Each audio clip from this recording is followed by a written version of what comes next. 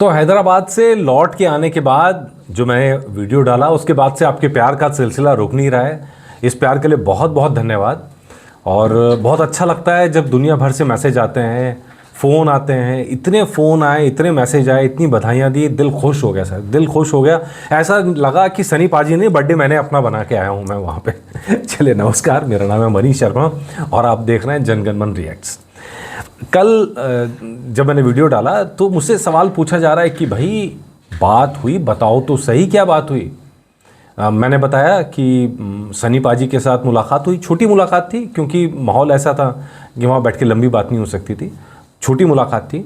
और उसमें सनी पाजी ने प्रॉमिस किया, जो जितनी बात है मैं उतना ही बता रहा हूँ कि प्रॉमिस किया कि ठीक है इस सब के बाद में इंटरव्यू करते हैं। अब वो कैसे होगा क्या होगा मुझे भी नहीं मालूम है, लेकिन भगवान ने यहाँ तक पहुँचने का रास्ता बनाया है तो भगवान आगे का भी रास्ता बना देंगे। मैं तो इसी लाइन पे यकीन करता हूँ। ठीक है जी, तो लेट्स सी अब ये जो सोचा है ये कब पूरा होता है। आप लोगों का प्यार रहा तो ज़रूर पूरा होगा, इसमें तो कोई शक मुझे है नहीं। नंबर 2, मैंने आपको बताया था कि वहाँ पे राजकुमार संतोषी जी भी थे, राहुल रवेल भी थे, अनिल शर्मा जी भी थे। तो अनिल शर्मा जी के साथ तो जो मुलाकात हुई वो बिल्कुल ऐसी थी, मतलब कि जैसे तू चल मैं आया टाइप की, मतलब मुलाकात के मैंने फ़ोन किया अनिल जी को कि अरे सर आप यहीं पे पहुंच गए, मैं भी यहीं पे हूँ। तो कहा आ जाओ अंदर आ जाओ। तो मैं अंदर जाने लगा तो वहाँ पे जो सिक्योरिटी गार्ड्स वगैरह थे उन्होंने कहा कि अंदर अभी फंक्शन चल रहा है तो आप वहाँ बात नहीं कर पाओगे। तो मैंने कहा ठीक है मैं तो बात करना चाह रहा हूँ। उन्होंने मुझे फिर वैनिटी वैन के अंदर बैठा दिया और वैनिटी वैन के अंदर मैं बैठ के इंतज़ार कर रहा था वहाँ पे कि अनिल शर्मा जी आ रहे हैं। और डायरेक्टर्स वाली वैनिटी वैन थी, लेकिन फिर मुझे लगा कि यार बाहर प्रोग्राम शुरू हो गया तो फिर ये तो सनी पाजी का बर्थडे मैं आपको दिखा नहीं पाऊँगा, और मैं गया तो इसलिए ही हूँ। तो मैंने कहा कि नहीं यार अब तो अच्छा ये रहेगा कि मैं पहले फंक्शन कवर कर लूँ, मुलाकात बाद में कर लेंगे। तो अनिल शर्मा जी से मुलाकात मेरी उस समय उतनी नहीं हो पाई, लेकिन मेरी बात हुई, आज सुबह भी बात हुई। जैसे ही पता कि आज डेट अनाउंस करने वाले हैं, कल उन्होंने अनाउंस कर दिया था कि आज करेंगे रिलीज़ डेट वनवास की, तो आज मैंने सुबह ही बात की। तो जो मुझे मैंने इंटरव्यू के लिए उनसे भी बोला तो उनकी तरफ से ओके लिखा हुआ आया है। तो आप टाइम फिक्स करते हैं सर अनिल शर्मा जी के साथ में, और बहुत सारे लम्हे उनके साथ साझा करेंगे कि गदर 2 के टाइम के अपने का क्या हुआ, गदर 3 का क्या हो रहा है, सब पूछेंगे, आराम से विस्तार से पूछेंगे। लंबा पॉडकास्ट करेंगे, वो वाला भागदौड़ वाला इंटरव्यू नहीं करेंगे सर, एक लंबा इंटरव्यू करेंगे पॉडकास्ट में आराम से बैठा के, और दिल की सारी बातें होंगी। और बहुत कुछ ऐसा है, बहुत सारी कंट्रोवर्सी भी हुई है, आपको याद होगा गदर 2 के बाद में इस स्टार ने ये बोला, उस स्टार ने ये बोला, सब पे पूछेंगे, आराम से पूछेंगे। लेकिन वो बात की बात है। अब वनवास तो दिसंबर में आ रही है, मतलब इसी बीच में हो जाएगा, आप अगले महीना मान के चल लीजिए, नवंबर के अंदर कुछ धमाकेदार ज़रूर होगा इस चैनल पे। अब तीसरा सवाल कि भाई लाहौर 1947 वाले राजकुमार संतोषी से मिले क्या? बिल्कुल मुलाकात हुई, और जब वो पूरे प्रोग्राम से बाहर निकल रहे थे वहीं पर हम लोगों ने उन्हें रोका और वहीं पर उनसे बात हुई, और बहुत जल्दी में तो उस समय हालांकि। तो लेकिन उन्होंने जो चीज़ कही, पहला सवाल भाई लाहौर 1947 आ कब रही है, जो सवाल आप लोग मुझसे करते हैं वही सवाल मैंने उनसे कर दिया कि लाहौर 1947 का हुआ क्या, कब आ रही है। तो पहले तो मजाक में बोला यार इतनी जल्दी थोड़ी बताऊंगा मैं कब आ रही है। हम भी हंसे, वो भी हंसे। तो फिर भाई हो क्या रहा है इसके ऊपर, तो उनका बेसिकली जो कहना है लाहौर 1947 पे, उनका ये कहना है कि ये मेरे हाथों में नहीं है, आमिर खान प्रोडक्शंस को ही फैसला करना है कि फिल्म कब रिलीज होगी। समझ रहे हैं आप? ये जो मैंने आपको प्लेट लिखी हुई दिखाई ना, टेक्स्ट, यही शब्द हैं, ये मेरे हाथों में नहीं है, प्रोड्यूसर आमिर खान प्रोडक्शंस जो हैं उसको फैसला करना है कि फिल्म रिलीज कब होगी। यानी वो जो इतने दिन से चीज़ें चल रही हैं कि फिल्म कहाँ अटकी है, तो हम तो अब पहले दिन से कह रहे हैं फिल्म तो लगभग बनकर तैयार हो चुकी है, रिलीज़ डेट का इंतज़ार है। अभी तक मैंने आपको जो पिछले एपिसोड्स में भी बताया कि अभी तक उसकी पीआर टीम क्रिएट ही नहीं की गई है। पहले पीआर टीम क्रिएट होगी, फिर उसके क्रिएटिव्स बनेंगे, फिर ऑन एयर आएगा। तो जब वो पहला स्टेप ही नहीं हुआ तो आगे के स्टेप कहाँ से होंगे। तो इसलिए ये तो एकदम क्लियर है कि जनवरी के अंदर लाहौर 1947 आती हुई नहीं दिख रही है, कोई चांस नहीं है। अगर कुछ होता तो बर्थडे पे अनाउंस हो जाता, नहीं हुआ। बर्थडे के दिन राजकुमार संतोषी जी ने सिर्फ ये बताया कि भाई इतनी जल्दी थोड़ी ले आएंगे, उन्होंने ये बताया कि मेरे हाथों में नहीं है, ये तो प्रोड्यूसर आमिर खान प्रोडक्शंस, उसको फैसला करना है कि रिलीज़ कब करना है। तो अब ये कहाँ पे चटका पड़ा, ये जानकारी उन्होंने नहीं दी, तो मैं भी अपनी तरफ से शब्द जोड़ के आपको नहीं बताऊंगा। लेकिन ये तय है कि लाहौर 1947 जनवरी में अभी नहीं आ रही है, ये फिल्म यहाँ से आगे बढ़ रही है। अच्छा, अब आगे बढ़ेगी तो कहाँ जाएगी? फरवरी, मार्च, अप्रैल, मई। सर देखिए, अगली डेट जो मेरे हिसाब से बनती है वो अगस्त जाके ही बनती है। अगस्त में हालांकि वॉर 2 भी आ रही है, वो क्लैश होने के चांस रहेंगे वहाँ पे। लेकिन इससे पहले में IPL भी होगा और जो मौसम की दिक्कत होती हैं वो भी होंगी। तो परफेक्ट डेट इसके लिए अगर कोई है तो वो जाती है आगे आपकी अगस्त के आसपास ही। लेट्स सी क्या होता है। और मतलब मैं भविष्यवक्ता तो नहीं हूँ कि आपको बता दूँ किस डेट को आएगी, और झूठे वादे मैं करता नहीं। तो लेकिन ये पूरी कहानी है कि ये फिल्म आगे बढ़ेगी वो 3 से 6 महीने आगे बढ़ सकते हैं। 6 महीने आगे बढ़ेगी तो अगस्त की डेट आप मान लीजिए, अगस्त में आने की संभावना रहेगी।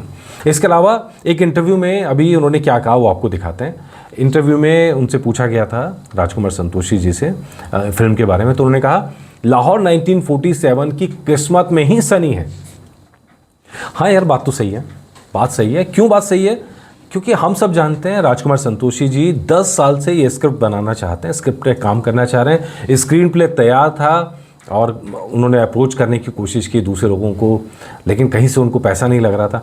लेकिन जब गदर 2 हिट हुई तो राजकुमार संतोषी जी ये स्क्रिप्ट, इसके ऊपर जो सबको पता था कि राजकुमार संतोषी जी ने सनी पाजी को लेकर एक स्क्रिप्ट तैयार किया है, तो तुरंत आमिर खान प्रोडक्शंस ने बुला लिया कि भाई आ जाओ, हम पैसा लगाने को तैयार हैं। उसके बाद उस पर पैसा लगाया गया। तो अगर सनी पाजी नहीं होते तो फिल्म नहीं बनती, इतना तय है। सनी पाजी का एंगल, मैं अभी मेरे को कुछ वीडियोस भेजे गए जहाँ 2-3 लोग बैठ के बात कर रहे हैं। कौन लोग हैं मैं जानता नहीं, फालतू के जो भी हैं, मतलब यूट्यूबर्स होंगे, आपस में बात कर रहे हैं, उनकी अपनी राय है। मतलब आप इससे ज़्यादा मैं क्या कह सकता हूँ।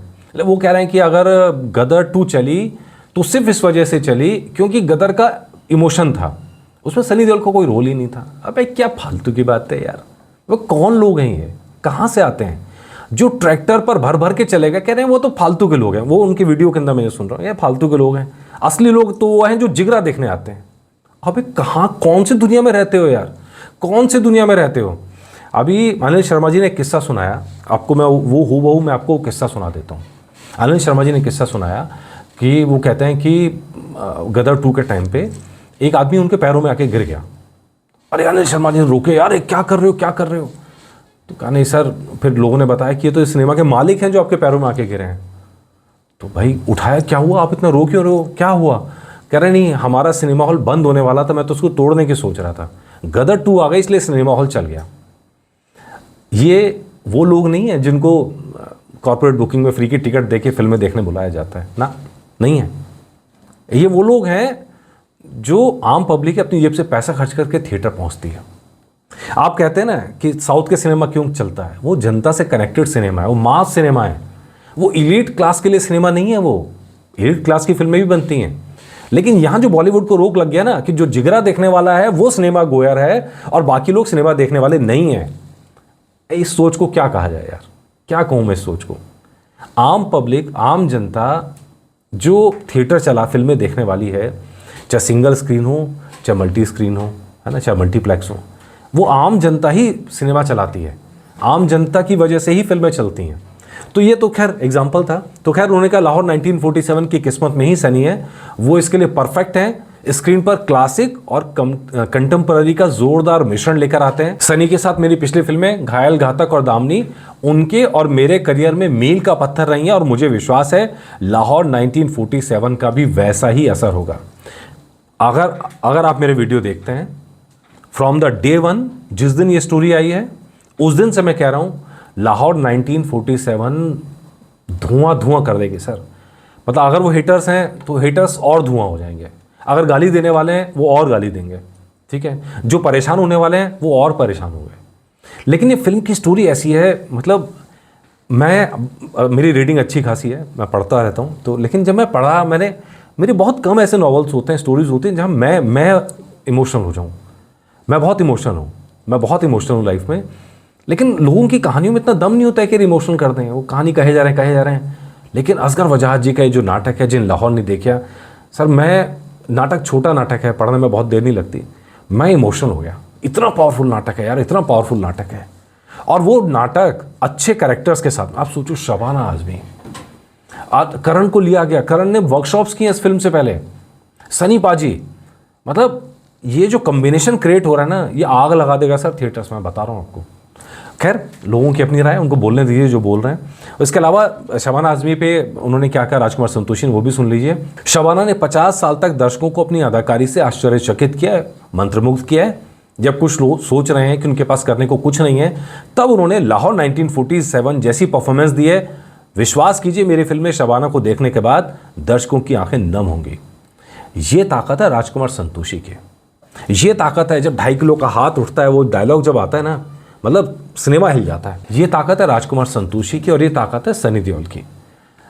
कहानी बहुत अच्छी है, कास्ट बहुत अच्छी है, ठीक है। ओनली थिंग, एकमात्र शक ऐसा होता है कि ये ब्लॉकबस्टर टाइप की होगी कि नहीं होगी, इससे कोई फर्क नहीं पड़ता। फ़र्क इससे पड़ता है अच्छा सिनेमा है कि नहीं है। ये बहुत अच्छा सिनेमा बनने वाला है, बहुत शानदार बनने वाला है। और मैं आपको फ्रॉम द डे वन कह रहा हूँ, ये सिर्फ भारत में नहीं, ये इंटरनेशनल फिल्म है। खैर, लोगों की अपनी राय है। तो अपडेट ये, कुल मिलाकर आमिर खान प्रोडक्शंस ने फिल्म को अटका रखा है। राजकुमार संतोषी साहब चाहते हैं कि फिल्म रिलीज़ हो, लेकिन ये उनके हाथ में नहीं है। हमने उनसे अपडेट मांगा तो उन्होंने कहा कि अभी उनके पास बताने के लिए कुछ नहीं है डेफिनेटली, क्योंकि फैसला आमिर खान प्रोडक्शंस को करना है। तो कुल मिलाकर फिल्म अटकी पड़ी है और कब रिलीज़ होगी इसकी नई डेट आमिर खान प्रोडक्शंस की तरफ से ही आएगी। और जब आएगी मैं आपके लिए एपिसोड ज़रूर लेके आऊँगा, आपको ज़रूर बताऊँगा। और बताइएगा ज़रूर आपको एपिसोड कैसा लगा, क्योंकि आप भी देख रहे होंगे बहुत जगह से पढ़ के रिसर्च करके तब मैं एपिसोड लेके आता हूँ। बताइएगा ज़रूर। नमस्कार।